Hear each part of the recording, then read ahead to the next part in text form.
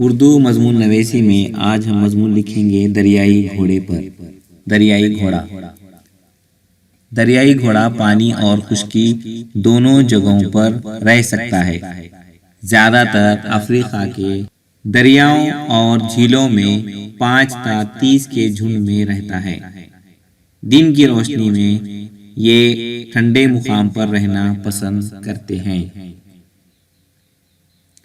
اسی لیے زیادہ تر دن میں یہ پانی اور کیچڑ میں وقت گزارتے ہیں۔ ان کی پیدائش و پرورش پانی میں ہی ہوتی ہے۔ یہ نباتات خور جانور ہے جو اپنے بچوں کو دودھ پلاتا ہے۔ دریائی گھوڑا افریقہ کے جنگلوں میں پایا جاتا ہے۔ اس کی صرف 2 اقسام پائی جاتی ہیں۔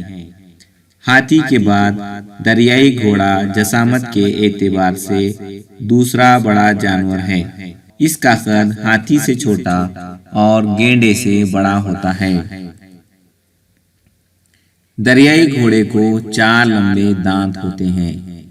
بغیر بالوں والی جلد اور چھوٹی اور مضبوط ٹانگیں اس کی پہچان ہے۔ دریائی گھوڑا زیادہ تر پانی میں رہتا ہے۔